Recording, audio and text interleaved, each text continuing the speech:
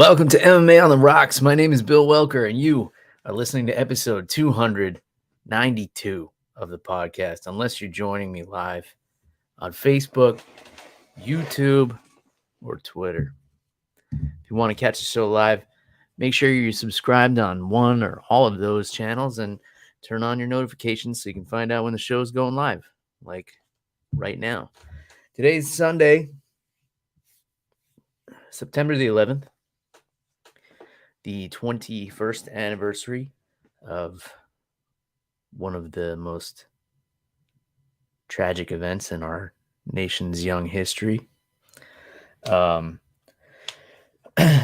course, we'll never forget what happened on that day. Those of us who lived through it, no matter where you were in the world, I'm sure you remember what you were doing on that day when you found out that the World Trade Center had been attacked. And it was really a dark time for us. The positive of it was that we were all able to come together as a country after that happened and rally behind all the brave men and women who rushed in while everybody else was rushing out. And we'll appreciate them forever and the things that they did. Yeah,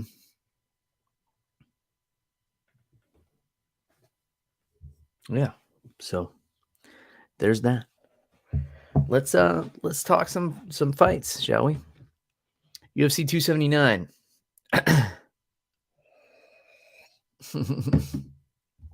Our buddy Bruce is firing off right away.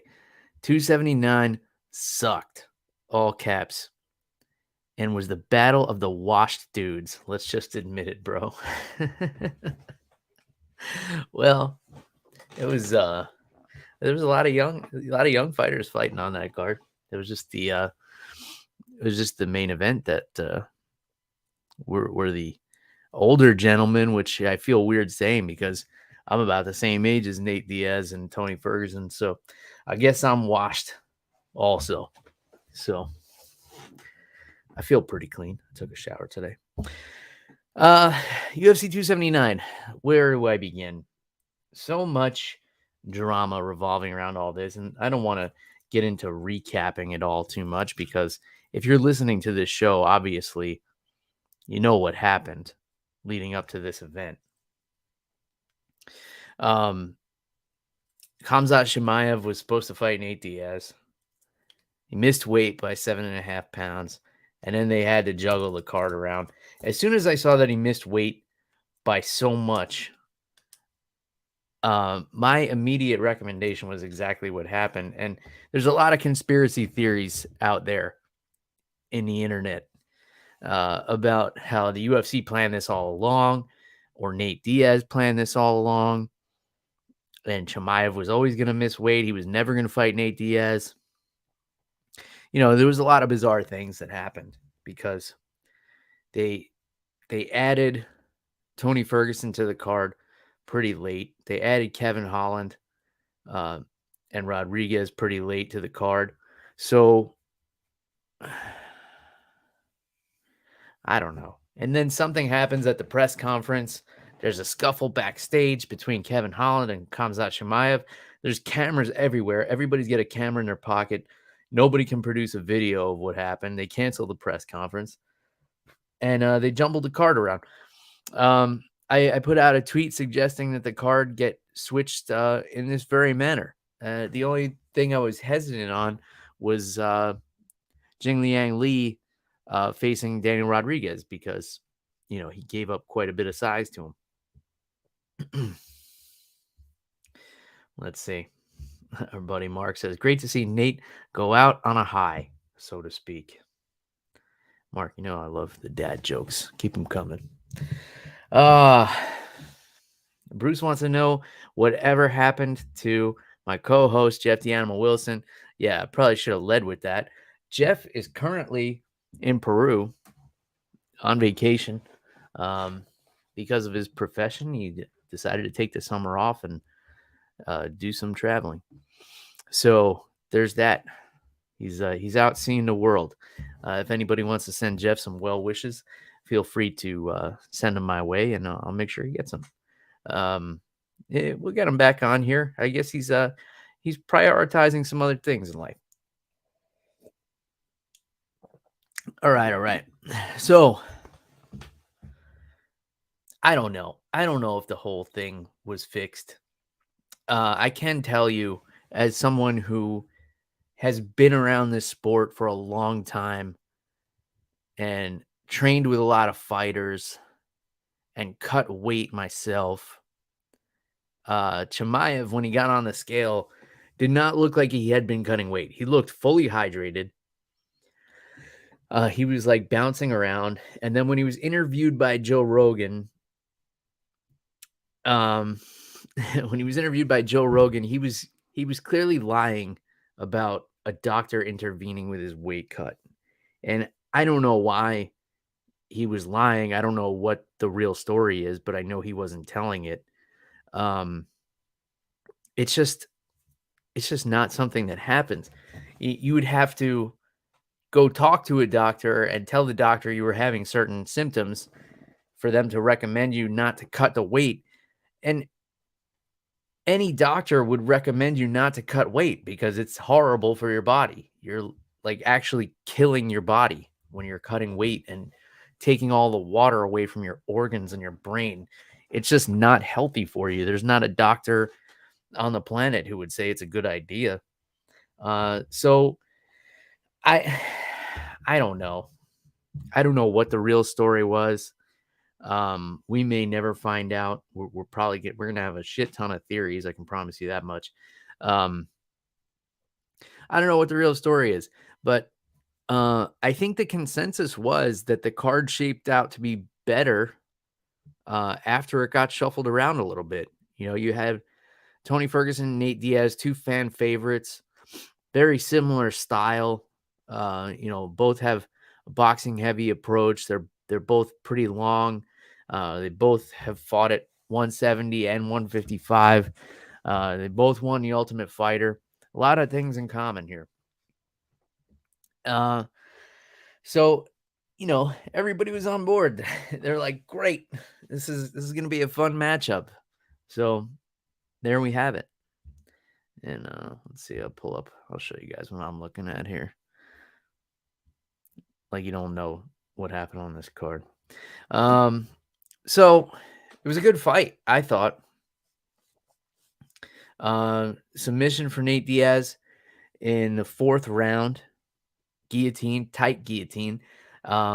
It was a pretty back and forth fight. I mean, Nate was definitely winning, but Tony was doing some damage, especially with those leg kicks. We saw Nate actually even check a few leg kicks, which is unusual for him. Usually he just eats them, but not a bad strategy to have, especially on one day's notice. Tony obviously is familiar with Nate Diaz, knows he doesn't like checking leg kicks, and that was going to be part of his game plan. Going into the 4th round, his corner told him to take him down and take him down as quick as possible. And, took him down right into a guillotine. And Nate Diaz, high-level Brazilian Jiu-Jitsu black belt under Cesar Gracie. So, it was a nice guillotine too. I mean, he's got those long arms, so he can kind of reach through and push his fist across, which makes it super tight. I don't have those physical gifts, so that's not what my guillotine looks like at all. I have to just kind of, use the length of arms that I was given at birth.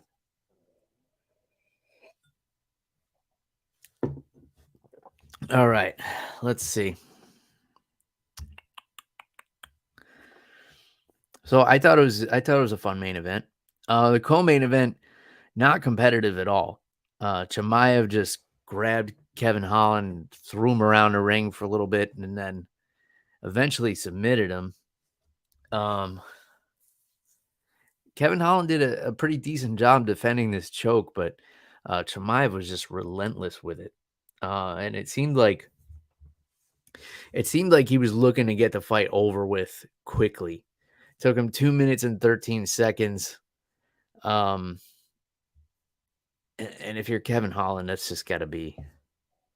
This has to be like such a brutal loss. I mean, he's been talking trash back and forth with Chimaev for what seems like a year or two.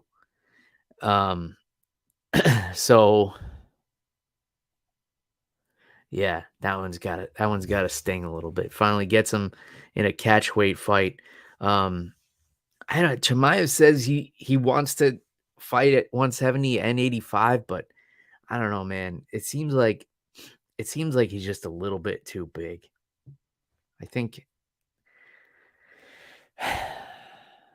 I don't know. If he's gonna stay at 170, I would like to see him in there with like I guess you go like a Sean Brady or Rachmanov would be a fun fight because he's another huge dude. Really good grappler too. So I think that would be a fun fight. Kevin Holland, I definitely would like to see him stay at 170. So maybe you do Kevin Holland and Vicente Luque. Both coming off of losses. I think that would be a fun fight. I don't know. What do you guys think? Also, I want to know all the conspiracy theories you guys have about how this card came together. Like, who do you think orchestrated it? Who's behind it? How was it rigged? Who was in on it? I want to know all of it. Okay, taking a little water here. Spent a lot of time out in the sun today. Don't worry, folks. I wore plenty of sunscreen. I'm aware of my fair skin, and I make sure to keep it safe from those rays, especially here in Florida. Let's see.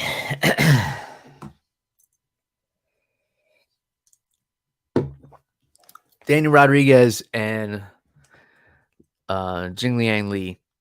Split decision for Rodriguez. I believe the only judge who gave it to the Leech was Big John McCarthy's son, who was judging the fights last night. I thought the Leech had it. I thought, he landed more clean shots. I thought he was stifling Rodriguez for most of the fight. Rodriguez had his moments. He landed some big shots for sure. And he was using his size to push the Leech around a little bit. But I don't know. I had this one for the Leech. To be honest with you, I need to go back and watch it more carefully. But I was surprised that it was a split decision. And then I was even more surprised that the judges had given it to D-Rod. Let's see. I don't know. What do you guys think? Do you guys think the Leech should have gotten it? I mean, I think one thing we can all agree on is the Leech probably had the worst week of anybody, because here he takes a short notice fight against Tony Ferguson. He's trying to get a win streak going, goes out, gets himself a new suit. He's looking good. He's getting ready for the press conference, and right when he is about to walk out on the stage, they pull him, tell him it's canceled. He just wanted to look spiffy for his fans, and they're like, "No, not today, buddy." And they pull him away, and he doesn't get to wear his suit for everybody. And then he ends up having to fight a bigger, stronger, tougher opponent in Daniel Rodriguez, and then probably gets screwed out of the decision. So hopefully the UFC is taking care of him financially. And yeah, I hope to find out. And it's got to be tough for the UFC to give out bonuses since so many people missed weight. And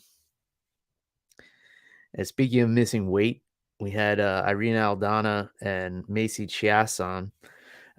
This was a very unusual ending to this fight, where Aldana was on her back and throws an up kick and hits Chiasson in the liver with her heel. And Joe Rogan asked her if this is something she practices. To me, this looked like she was on her back and just flailing her legs and happened to connect in just the right spot. And if you ever been hit in the liver, and a lot of people didn't know what had happened, Jason Herzog, luckily, who I think is the best referee in the game, called the fight right away. But I think a lot of people were wondering, like, if it was a low blow or what was going on there. And then when we saw the replay, you could see it hit right in the right spot. So what happens is, since your liver is the filter of your body and takes all the toxins, such as alcohol, out of your bloodstream, if there's an impact to the liver, what it'll do is it'll release all these toxins into your bloodstream and basically put your body into shock, and your body just shuts down. So, I mean, if she was targeting the liver with her heel, then that's one of the most impressive strikes I've ever witnessed in this sport. But, watching the replay several times, I feel like she was just kind of kicking, hoping to hit something, and she happened to hit the exact right spot to put Chiasson down. But this was a great fight up till that point too, because Aldana dominated the first round, and it looked like it was going to be a one-sided beating. And then Chiasson came back and won a second round. And then they were a little bit back and forth in a third. But, man, Aldana's impressive. She's good everywhere. She's tough. I think I'd like to see her get another couple of fights, but I don't see why she wouldn't be in that title talk in the near future. She does have that loss to Holly Holm, but that's former champion. She won 4 out of her last 5. And she's finishing girls too. She's got power in this division. So fun fight. That was a really fun fight. Johnny Walker and Ion Cuțelaba. This one did not go the way I anticipated. Johnny Walker showing off some grappling skills. Look out for this guy. Not only is he an explosive striker, but now the guy can grapple, and his jiu-jitsu actually looks really clean. I was impressed with this. I thought for sure this was going to be a stand-up war, and it was going to be a matter of, whoever lands first is going to win. But yeah, Johnny Walker had a different plan in mind, and gets the submission victory over Cuțelaba in the first round. Super impressed. Cuțelaba, man, I don't know if he's just got to figure some stuff out or make some changes, but he's got this loss to Johnny Walker. He got submitted by Ryan Spann, which is possibly why Johnny Walker decided to take it to the ground, because he knew that he could expose Cuțelaba's grappling.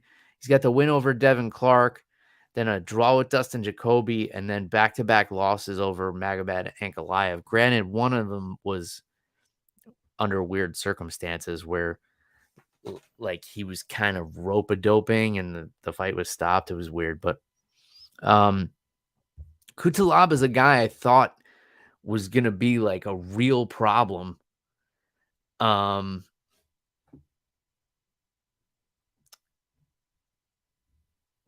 And then, I don't know, he just kind of fell off, like, after that first Ankalaev fight, which was weird.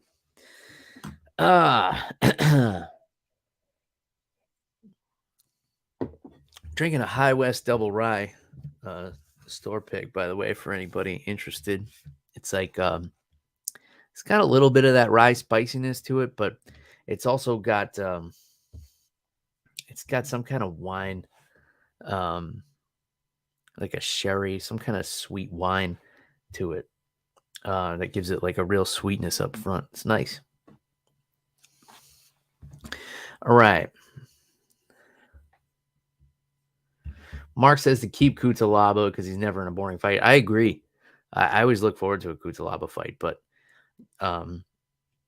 you just don't want it to get to a point where it's dangerous putting the guy in there against high level competition if he's not if he's not high level.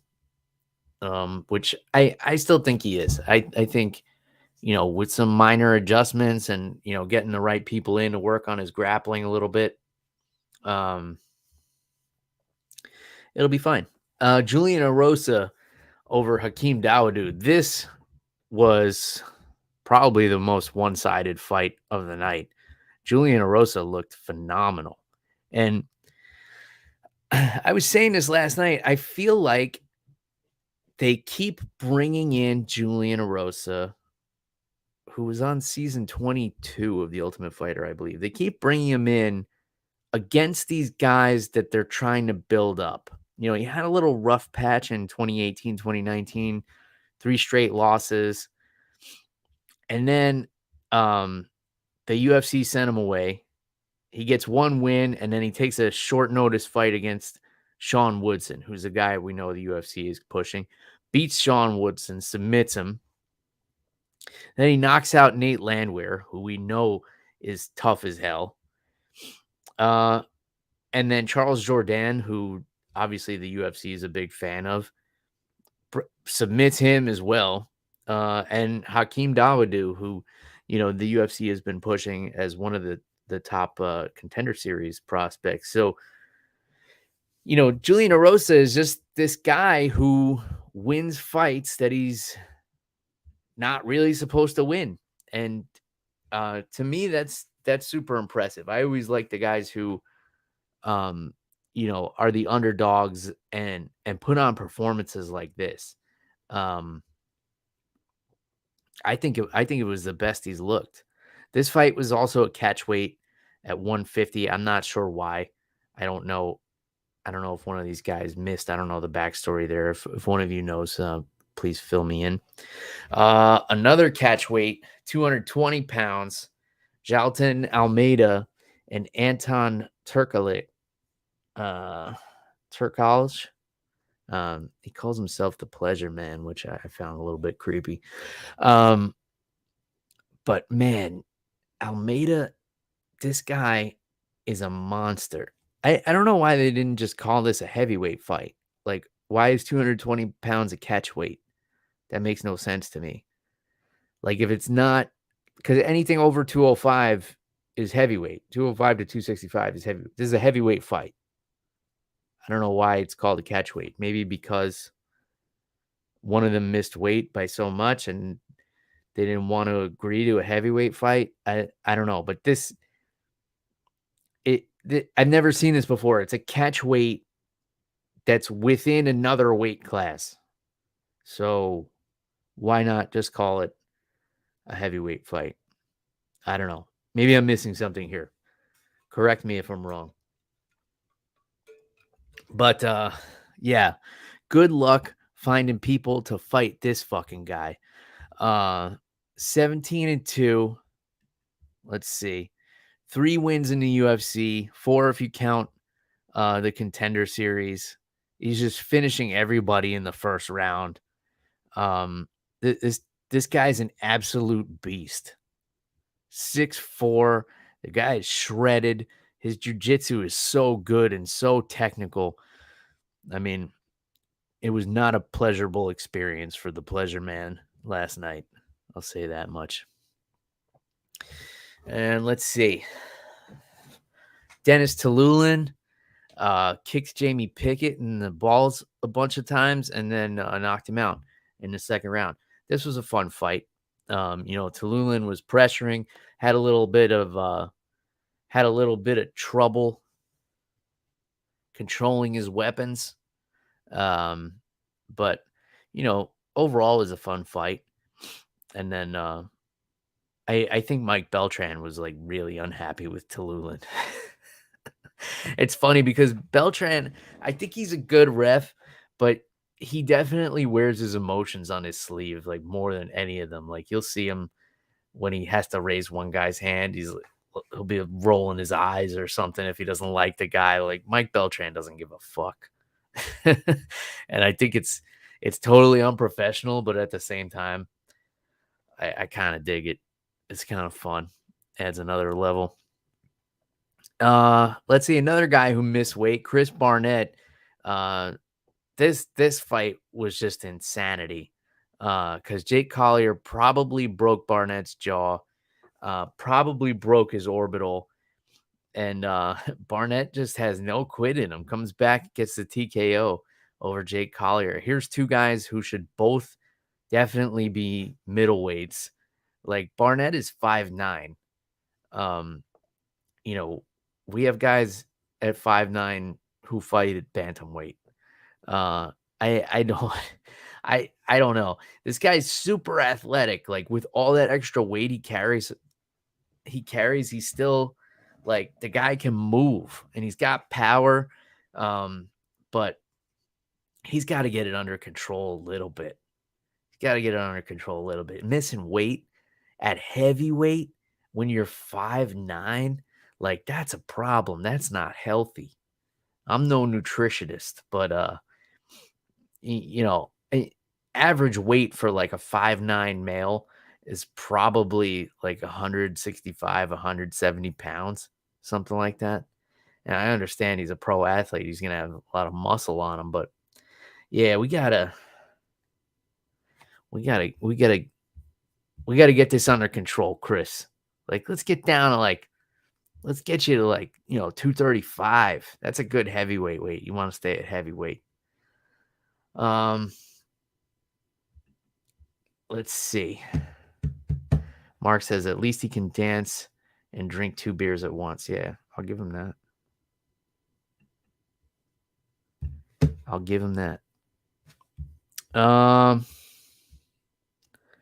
Let's see. Norma Dumont, unanimous decision over Danyelle Wolf. Alatang, unanimous decision over Chad and Hellinger.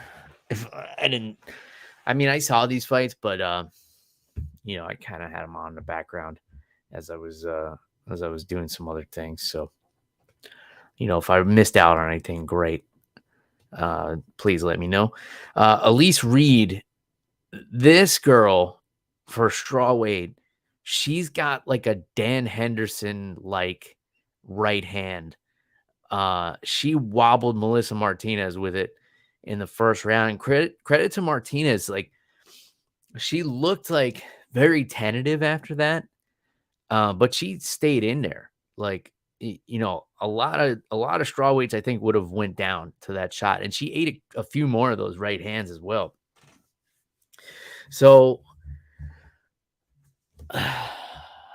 Elise Reed's going to be a problem in this division, I think. She didn't do the greatest job of closing the distance to land that right hand, but when she does, there are very few women at this weight who have that kind of power. So that's a very interesting weapon. She's still a little green, only 8 fights. And half of her fight experience is in the UFC. I think if she develops a little bit more and takes it a little slow, she's going to do great. She's going to have a great career. Let's see. Then Johan Lanice, split decision over Darian Weeks. Overall, I thought this was a very solid card. I would be curious to know. Here's the stat I want to know. What were the projected pay-per-view buys when Diaz and Chimaev was going to be the main event? Because they always have projected numbers. How is it? They have some formula that they plug in, like, social media buzz and news articles multiplied by the square root of fucking Instagram followers, divided by something, I don't know. And they're like, well, we're going to get around 1.2 million buys, as opposed to the actual pay-per-view buys. Because I have a feeling that after all the drama, all the switch around, the pay-per-view buys had to go up, because I know people who don't watch MMA never even asked me anything about MMA, and I was getting text messages from them. My wife came home from work on Friday and was like showing me tweets from Kevin Holland. I was like, how do you know who Kevin Holland is? Because she doesn't follow the sport very closely. But yeah, I would love to see that stat, the projected buys with the original main event versus the actual buys. And yeah. And I'm just going to do the unprofessional thing here. I'm going to look up what the bonuses were. Obviously Nate Diaz must have gotten one. Let's see. Jailton Almeida, performance of the night. Okay. So I guess it wasn't him that missed weight. Johnny Walker, performance of the night. Irene Aldana, performance of the night. Okay. Yeah, I'm cool with all those. I mean, it's tough. It's tough to I yeah. It's tough to give out bonuses when like so many people don't make weight and don't qualify for the bonuses. So there's that. Let's see. My buddy Matt says, all joking aside, this card was set up like every other card after COVID. They have to have a plan A, B, and C. Lucky for us, it happened to have Diaz and Ferg on it. Yeah, I don't disagree with that. I think what people are saying is that the way it worked out was the plan A, that it was rigged by the UFC, but some say it was Nate Diaz. Like Kevin Holland put that thing on his Instagram story where he said Nate reached out to him weeks ago and he had planned this all along. But you don't know if that's Kevin Holland just looking to get some traffic on his Instagram. And however it happened, it worked out for everybody except Jingliang Li. Didn't work out for that guy. He got screwed worse than anybody. Doesn't get to wear his suit, gets put in there with a fucking killer, Daniel Rodriguez, wins the fight and then gets screwed out of the decision. I don't know. Let's see. Everything Possible on the phone says, are they going to do something about Li Jingliang? I don't know. Hopefully they gave him, I'm sure they paid him well just to take this fight. Like they probably gave him guaranteed money. It's not like this much to fight and this much to win. They probably gave him a guaranteed check for this fight. And it was probably a lot more than he was going to make to fight Tony Ferguson. That's my guess. And then after the decision, Dana's pretty good about throwing people some extra cash if he thinks the decision wasn't just. I don't know what Dana thought about this one, but we'll see. I think they're going to take care of him, and I don't think they're going to hold this loss against him. Is it right? No, but I don't know. I don't know what the answer is. Like, how do we fix the judging?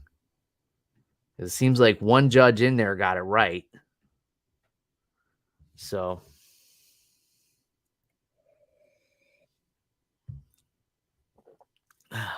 let's see. They also say it's not about money, ranking too. Yeah. Well, maybe it won't affect his ranking because the fight technically wasn't in his weight class. It was a catch weight. So maybe they don't look at that. Sometimes if like when Adesanya fought up a weight class, they didn't take his 85-pound title away from him when he lost to Jan Blachowicz. So maybe it won't affect his ranking. We'll see. Hopefully not. That would be the right thing. All right. UFC 279, great card. I thought I had a lot of fun watching it. Um, I'm sure all of you did too. And I had a lot of fun with the drama. Usually I don't give a shit. I don't give a shit what's going on and what people say before the weigh-ins or whatever. Like I'm just not into that stuff. But I was into it this time. I was refreshing my Twitter feed just like everybody else. Um, only back on social media for a couple of weeks now, and I'm already an addict again. But that's not true. That's not true. All right, let's take a look ahead. Let's see what our future holds. UFC Fight Night 210, which also is UFC Vegas 60, I believe, depending how you're keeping track. This one, I think it's a great night of fights, but I think this is going to be a case of pay-per-view hangover, and a lot of people are going to go ahead and skip this one. Like, a lot of people were clearing their calendars for Nate Diaz, going to parties, and all the casual fans on board. And this is just one I feel like even some hardcore fans are going to be like, yeah, I got invited to this party. Maybe I'll check results on my phone, but I don't need to see this one. I'm looking forward to it though. So main event, bantamweight fight. Who knows what the implication of this fight are? But Corey Sandhagen and Song Yadong. This is a great fight. I mean, both of these guys are so well-rounded. I don't see either of them getting the title fight with a win here, even if it's an impressive win. And because they're both just so quiet and respectful. So I think, like, no matter how this one ends, Sandhagen's going to be a hard sell because Aljamain Sterling just ran through him. So I can't see the UFC wanting to put him back in there with Aljamain Sterling, given how the first fight went. Granted, it was, I don't want to say a fluke, but I don't think a rematch would go down the same way. But when you have Chito Vera, coming off of a big knockout over Dominic Cruz, he just seems like, and Chito's hot right now. He just seems like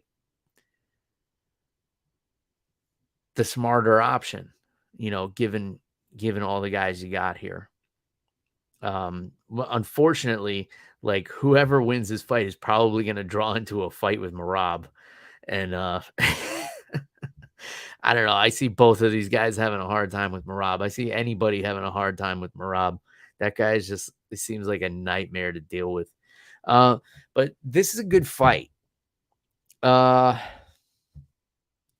feel like if we see the same Sandhagen that we saw against Marlon Moraes and Frankie Edgar, then I would lean towards him. But he's coming off of back-to-back losses over Dillashaw and Peter Yan. And what's going on with TJ Dillashaw anyway? I'm looking over here. If you guys are like having a full-blown discussion in the comments, so I'm just gonna go ahead and address all that later. But yeah, I think it's an interesting fight. I just wonder, like, why is it a main event? Like, are one of these guys going to get a title shot? Has that ever been? Like, the more I'm talking through it, the less likely I feel like it is. But the rest of this card is fun. This is a fun card. Giga Chikadze and Sadiq Youssef. That's going to be a banger, folks. That's going to be a really fun fight, I think. Chikadze is going to look to redeem himself. I believe his last fight was the Kattar fight. Yeah. Where he just got smothered by Calvin Kattar on the feet.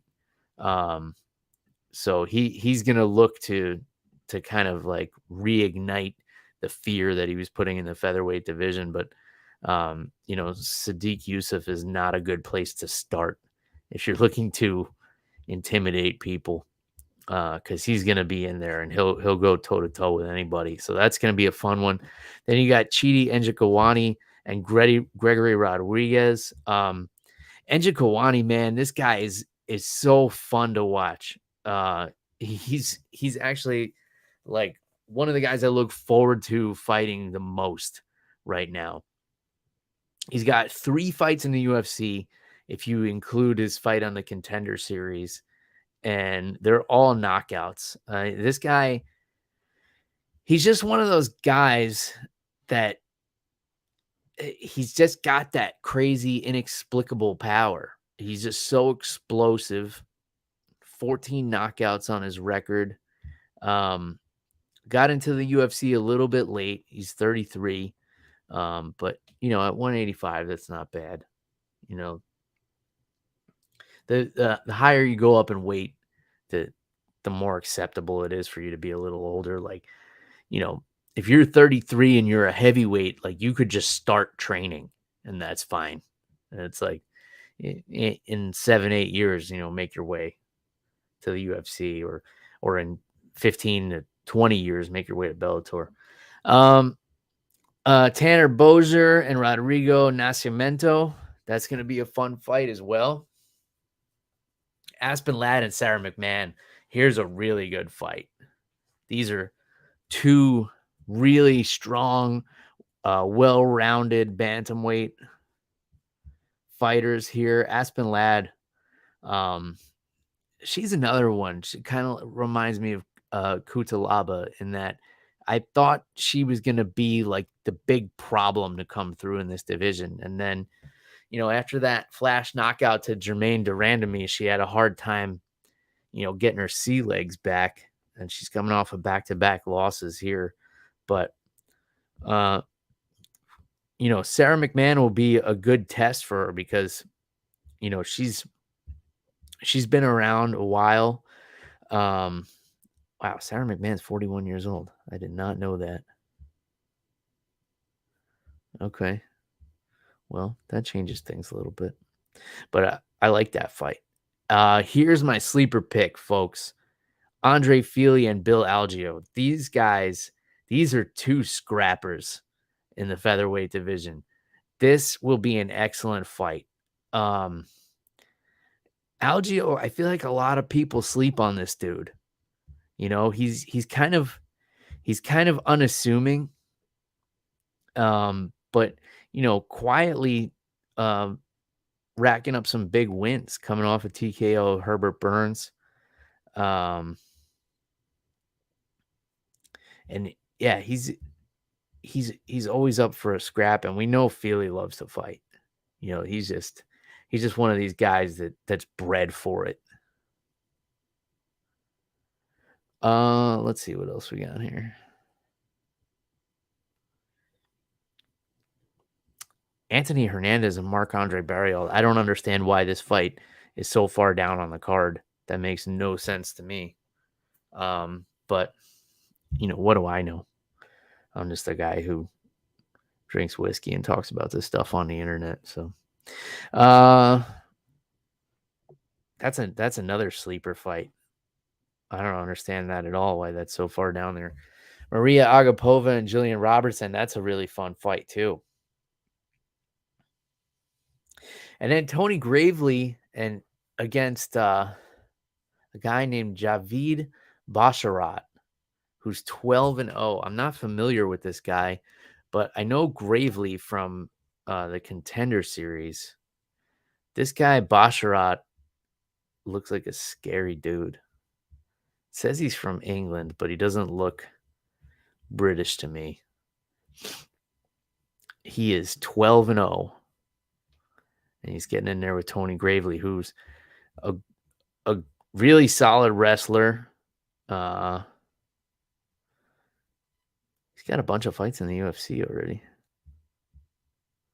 He was on the Contender Series back in 2019. Seemed like it was not that long ago that Gravely was on a Contender Series, but Yeah, he's already got 6 fights in the UFC. Wow. I felt like he was a lot newer than that. But again, what do I know? What do I know? Not a whole lot, as it turns out. Well, folks, I think we've pretty much covered it all. It's kind of tiring talking to myself for an hour. Well, I'm not talking to myself. I'm talking to all of you fine people out there. But when I don't have somebody else to bounce things off of because the animal's, traveling the whole globe, putting pins on his map. And I just don't have the kind of discipline to schedule regular guests because I just kind of do this show when I can. In any case, as always, if you want to order some merchandise, you can do so through our friends at Team Reaper, reaper1.co. You can get yourself an MMA on the Rocks tank top, hoodie or t-shirt, or you can go buy any merchandise from them. Support some local fighters. You can use the promo code MMA Rocks 10 to save yourself 10%.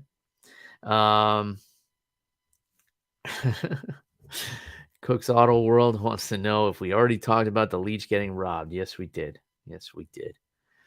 So yeah, if you want to get some MMA on the Rocks merchandise, go ahead. And Bruce tells me I better watch my back. I will, Bruce. Thank you. I appreciate the warning. He says I'm going down. All right. Well, I had a good run. In any case, this was fun. I'm glad the show is back. I'm glad we had a fun crew to discuss these fights with. And again, tell me all your conspiracy theories. I want to know, who do you think set this up? Was the Illuminati involved in UFC 279? Like, how deep does it go? Was Jeffrey Epstein behind it somehow? He's still alive. I want whatever wacky theory you want. The wackier, the better.